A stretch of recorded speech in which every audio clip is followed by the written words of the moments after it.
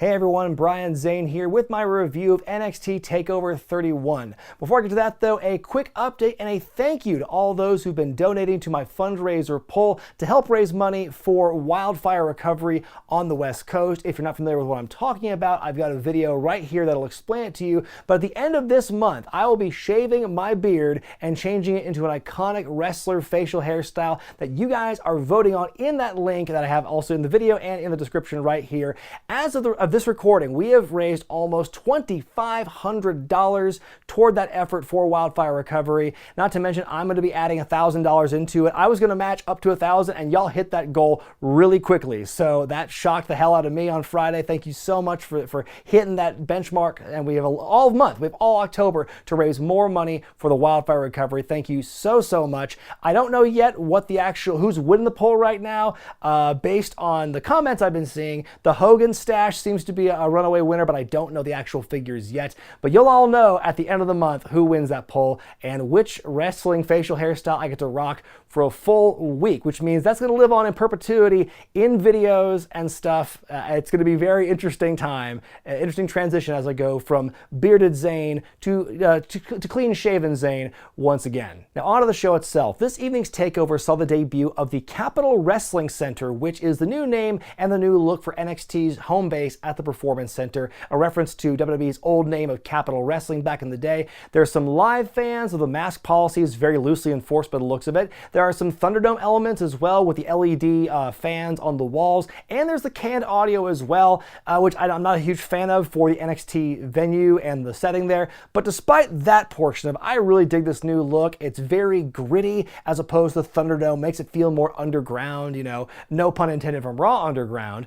But I think, yeah, it's a really cool look here, adds some extra pizzazz to the show, but without making it too glitzy. I like it. Will the Gargano way hold true tonight? That's what we're going to find out, beginning with the North American Championship match as Damian Priest defends against Johnny Gargano. I love Johnny's cutoff on Priest early on here. We just kind of a pump handle with Priest's arm and flips him off the apron. Ouch. Priest has been taking all the big bumps on the floor this year. Gargano works the leg for a while, but Priest comes back. Some big old slams, some big running, leaping elbows into the corner. Gargano's still in this though, has a nice counter to the Razor's Edge into a roll-up. He does take a Razor's Edge on the apron though minutes later. Johnny's able to kick out of the choke slam south of heaven. He powders. Priest goes for a big old flipping dive to the outside, but Johnny uses security guards as a shield. Why does the second guy get up though? With the referee distracted helping out the security guys, Gargano with a low blow and a super kick. Priest somehow kicks out. We get the Gargano escape. Priest gets in the ropes. They tease a stairs bump, similar to what happened with Priest's match with Finn Balor a few months ago. It doesn't happen though. Johnny goes for one final beat.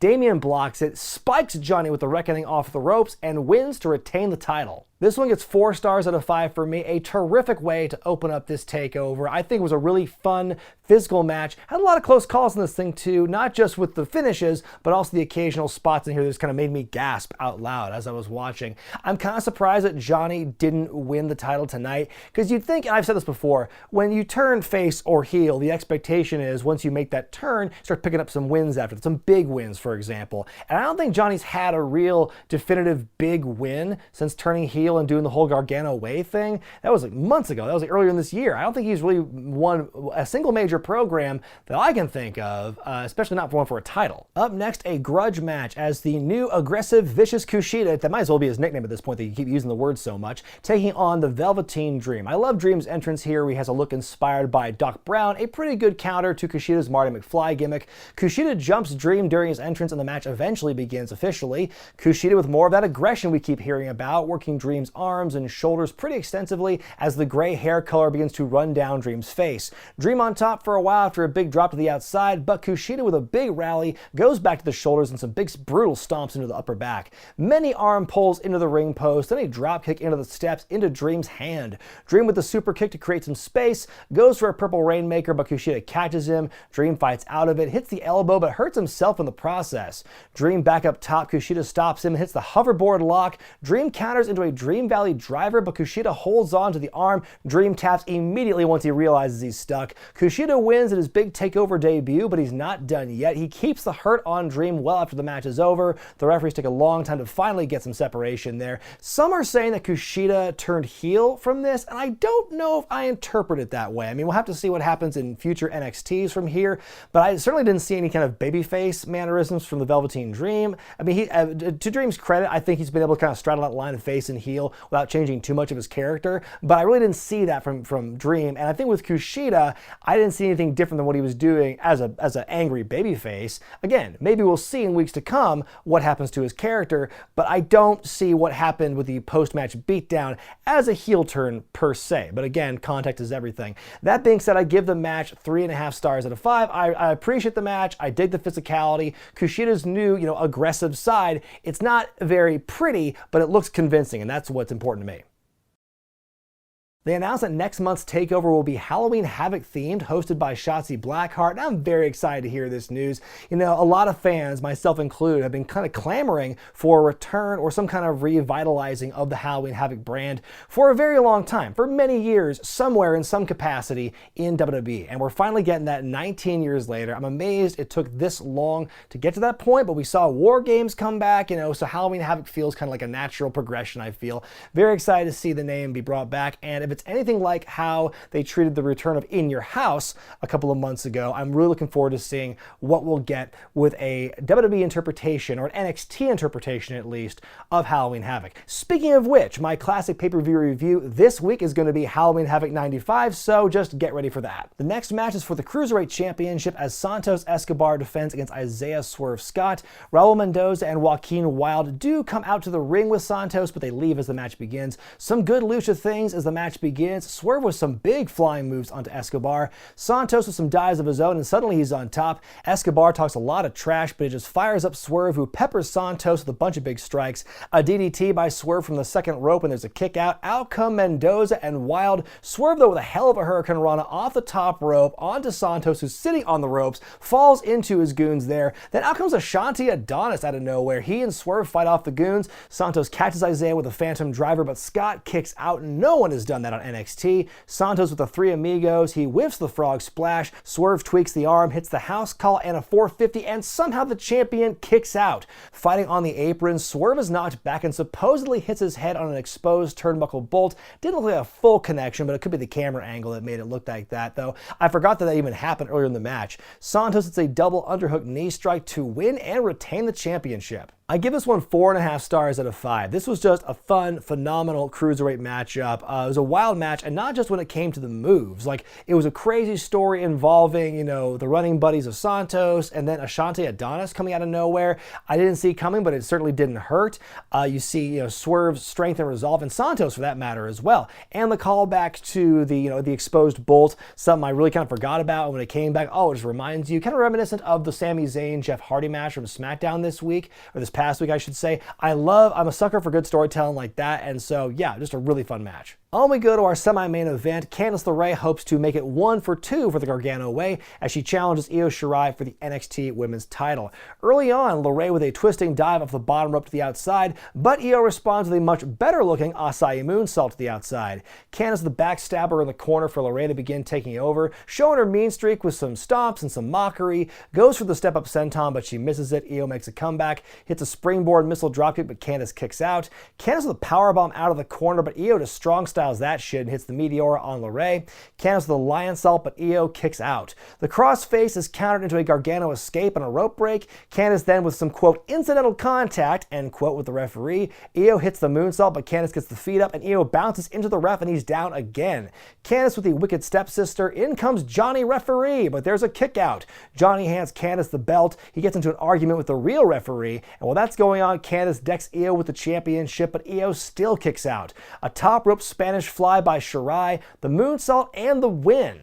I give it 4 stars out of 5. Like, damn, another really entertaining match on the night. These two ladies just beat the hell out of each other. A great story throughout. I love Johnny being like the faithful, supportive husband trying to steal the championship for his wife, Candice. I think it's probably my favorite Candice LeRae match since she's been on NXT, and another great performance by Io. Again, I'm kind of surprised we didn't get the Gargano way winning on this night. We didn't get either of them winning their championship matches. I thought that if we weren't going to get the sweep, we could at least get Candice winning, and then Johnny could be kind of her muscle for a bit, kind of be like her backup for a lot of defenses. But we didn't get that. Still very satisfying, and just, yeah, I mean, we'll see what happens with the Garganos down the line. But again, I will reiterate what I said earlier with Johnny, that when you have these kind of heel turns, I think you kind of need like more big victories to help make those make sense or to justify them. Then after the match, Toni Storm appears on the big screen and announces she's back at NXT. Very excited to see her coming back. Some history between her and Io. But we're not done with the shocking returns yet, because in rolls the mystery man to the Performance Center,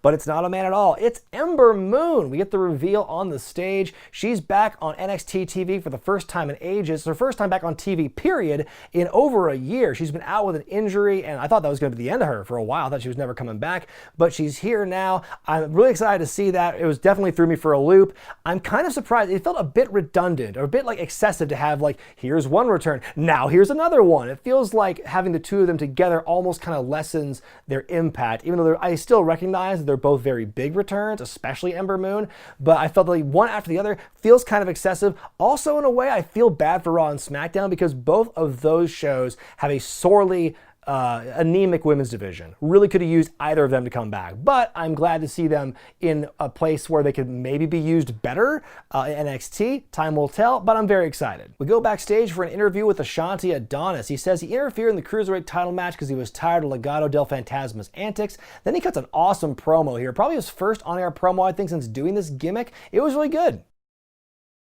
In your main event, Finn Balor defends the NXT Championship against Undisputed Era member Kyle O'Reilly in a rare singles match for him.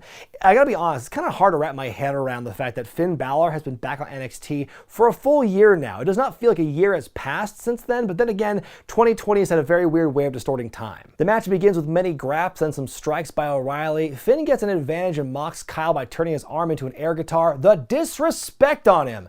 Kyle gets on a roll though, lots of kicks, a double underhook DDT, but a kick by Finn to the kidney sends Kyle doubled over and affects him for the rest of the match here. O'Reilly takes the Bret Hart bump chest first into the turnbuckle, gets a brief window to hit the regal plex, but he's still suffering. Finn works over Kyle with holds, puts Kyle in the sharpshooter as O'Reilly bleeds to the mouth, but he grabs the ropes. Kyle fires up and gets some big shots in, and both men are down. A violent struggle out of the armbar here. Kyle attacks the leg, a big ass knee drop from the top onto the leg. Kyle ends up hooking both of Finn's legs, but he gets a rope break. Kyle hesitates on an attack, but Finn comes back. O'Reilly with a German suplex, but Finn strong styles that shit too. Hits the coup de grace, he wins, and he retains. I'm gonna give this one 5 stars out of 5. Like, holy crap, what a match. What a war. You had the grapples, you had the hits, you had a little bit of blood from both guys. Both guys were bleeding out of the mouth by the end of this thing. Some courageous stuff by both men. If you love like intense technical wrestling, I think this is definitely the match for you and a hell of a main event. We get some showing of respect here in a very canned NXT chant, boo,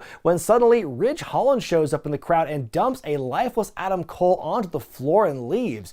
Roderick Strong and Bobby Fish show up, try to help him as we fade to black. Ooh, another twist. Did not see that one coming on the night, but here's a theory. Maybe Pat McAfee paid Ridge Holland to do that, get some revenge from TakeOver 30. My grade for NXT TakeOver 31 is an A. This is easily the best TakeOver all year, and I'd say it's probably one of the better ones all time. Not gonna say it's the best, but it certainly ranks highly up there in my opinion. You know, not a one bad match to be had. Great storytelling in just about every matchup here. A cool new venue to spruce things up for a little bit. Some intrigue surrounding like 2 of the biggest championships on the brand right now.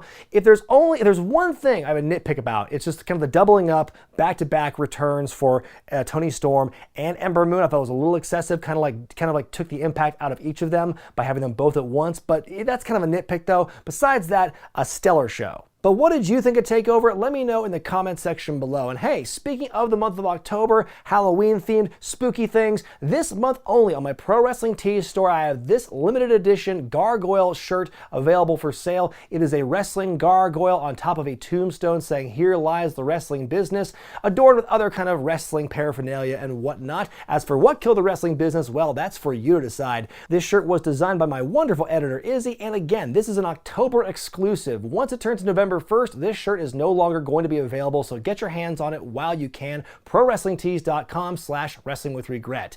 I'm Brian Zane, and I'll see you next time.